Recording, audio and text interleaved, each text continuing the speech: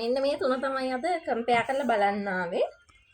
මිල්කි mist තමයි මේක coffee milk shake එක, මේක වැනිලා මිල්ක් ෂේක් එක, මේක ස්ට්‍රෝබෙරි මිල්ක් ෂේක් එක. මම මෙයාට කැමති ස්ට්‍රෝබෙරි හින්දා.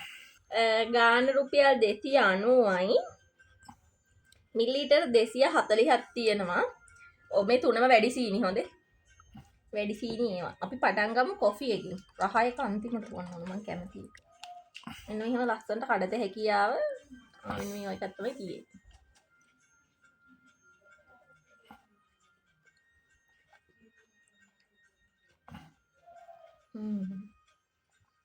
හොඳට අර උකු කිරි රහකුත් එක්ක ඒක කොෆි රහ එනවා. අර දිය රහ නැහැ. සාපේක්ෂව මම හිතන්නේ මේක හොඳ මේ කොෆි මිල්ක් ෂේක් එකක්. මම මිල්ක් ෂේක් වලින් බීලා තියෙන ඒවායින් හොඳ මට්ටමේ තියෙන එකක්. සාමාන්‍යයෙන් 10න් මට දෙත හැකි මේකට 8ක් විතර. නෙක්ස්ට් එක බලමු. මේක වැනිලා එක.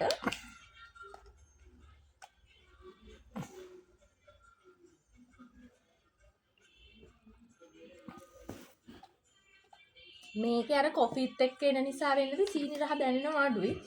මෙයාගේ සීනි රහ වැඩි දැනෙනවා. තුනම වැඩි සීනි. අර මිල්කි ගතිය හොඳට තියෙනවා මේ වැනිලා එකේ. ඒකට මේ දෙක සාපේක්ෂව බලද්දි මෙයාට 10න් 7.8ක් විතර දෙත. ඒක මෙයාට මම 8ක් දුන්නා. මොකද මම කොෆි රහත් එක්ක ඉන්න එකට කැමතියි. ඒක නිසා මගේ අනුව ඒකෙහි. දැන් බලමු ආසම එක ඕනේ.